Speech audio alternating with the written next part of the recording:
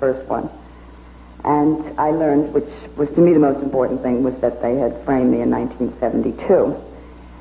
And I'm going to skip ahead a little to some of the stuff that... There were more lawsuits. Anyway, at the end of 1979, I finally saw the documents that had been seized. There were 23,000 documents. And there were 23,000 made available to the public. And there were 2 documents that finally made it very clear that I had been criminally framed. And it was very important to me that at last I was publicly able to proclaim my innocence and not worry about what anybody would say, and that I always felt that I had to hide the fact that I had been arrested. And if I would meet someone and say he had any political ambitions, I wouldn't tell him why, but I would quickly stop seeing him for his sake. So it was something that I was hiding, and it was affecting my life in various ways. We found one document that apparently indicated that they were considering the use of the mafia on me, but that they had decided instead to criminally frame me, so that Scientology would not look bad. We found a number of documents that proved that this fellow who had been helping me, I thought, during the period that I was having such a bad time, he was calling in a diary into Scientology as to what I was doing, how close I was to suicide, and, cheering me on like, she can't sleep again, and she's talking suicide, wouldn't this be great for Scientology? Very painful reading the diary of somebody that you think is a friend and is wishing you dead and working in your behalf towards that direction. Incidentally, this particular fellow's name was Jerry Levin. They changed his name to Don Alverzo, and he became one of the biggest dirty tricks operatives down in Clearwater. He also was the person sent to Washington who planted the bug in the IRS. We saw a document called Operation Freakout, which Mr. Flynn started to show you before. I think, if you remember, I had mentioned these very bizarre phone calls, people posing as me. We think that they were trying to test my voice, because part of Operation Freakout, Operation Freakout consisted of 6 different ways to try to get me jailed again, since the charges had been dropped. One of the ways was to call in bomb threats in a voice that would sound like mine. Another was to write bomb threats very similar to the original ones, but pasted on Writer's Digest stationery, so that they would come to the conclusion that the FBI would come to the conclusion that this must have been done by a writer. Operation Freakout consisted of plans to have somebody pose as me to find out what I was wearing, have someone dress like me, look like me, and then crack up publicly and try to get me arrested for that person threatening to bomb various places. The other documents that I saw was that a number of these lawsuits against me were being maliciously created. For example, they were bringing my book, The Scandal of Scientology, into countries where it had not even been published. And they were saying, so brought the book in so we can sue. The reason for those terrible calls that I'd mentioned was that they had put my name up on walls throughout Manhattan, and with my phone number, so that people would give me these calls.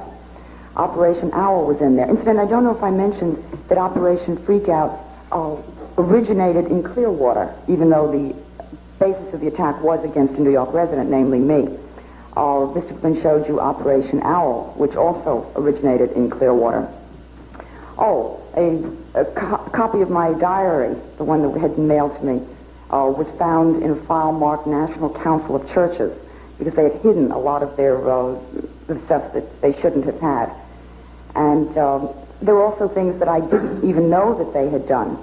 For example, my mother once complained to me that she couldn't figure out why for the last few years my father kept being audited again and again, and nothing ever turned up. He's an excruciatingly honest person. And there was an order to give an anonymous tip to the IRS that my father was evading taxes. Now, I don't know if that was the cause of it, but I'm saying that it was this type of thing. I also learned from the documents that they were suing me for things that were true. For example, they repeatedly sued me for saying that Charles Manson was a Scientologist. And there were 50 to 100 documents showing how they were trying to hide the fact that Charles Manson had studied Scientology. There were surveillance reports. I think I'd mentioned that I'd been followed at various times. I was pretty sure of it. It's kind of spooky sitting there and reading, you know, she turned up 80th Street, walked for 5 minutes there, stopped in the candy store. And there were reports that my friends were being harassed. There was a notation to cause trouble with this gentleman that I mentioned. There were spies reports and tape transcripts of telephone conversations that I had had with people. I think I spoke to 60 Minutes when I was down here in Clearwater last, and I said then that I had been saying that these types of things had been going on, and people kept saying, well, what is she talking about? This is a church.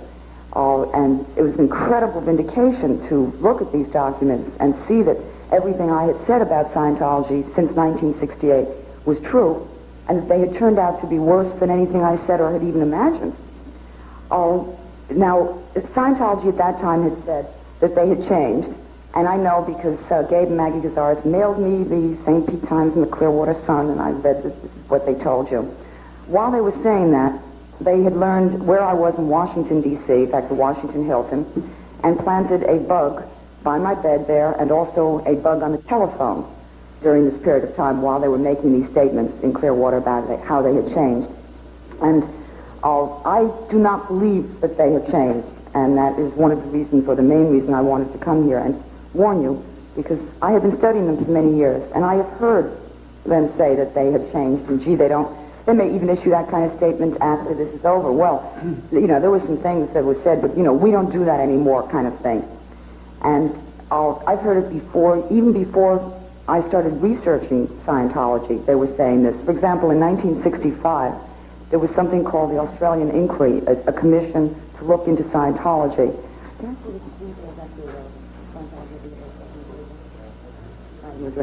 Anyway, after studying Scientology, the commission came to the conclusion that Scientology, quote, Scientology is evil, its techniques evil, its practice a serious threat medically, morally, and socially, its adherents often sadly deluded and mentally ill. And at that time, Scientology issued a statement that, of course, they had changed. In 1968, I believe, was the Foster Report when the English held an inquiry to look into Scientology. And Scientology issued a statement that fair game had been canceled and that the disconnect policy had been canceled and that everything had changed. In 1975, they had World Prayer Day, and the press almost believed that sign that they had changed.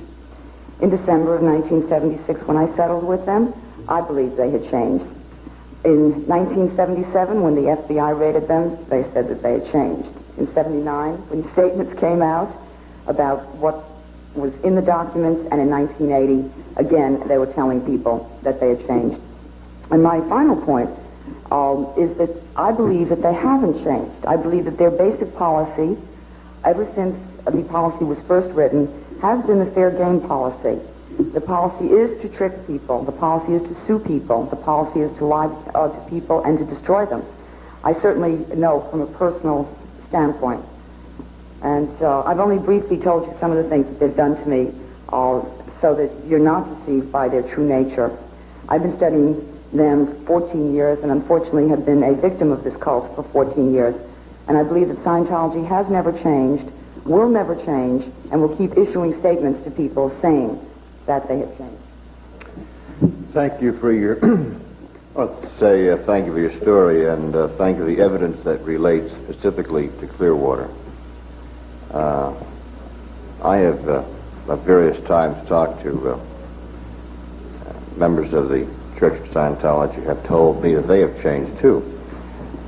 As recently as Hubert Gents of a few months ago, who said that they have changed. And I thank you for telling us the story. I don't know every story today seems to get more incredible as the people come on. And I don't know how you could survive what you have survived mentally. You must be one hell of a woman.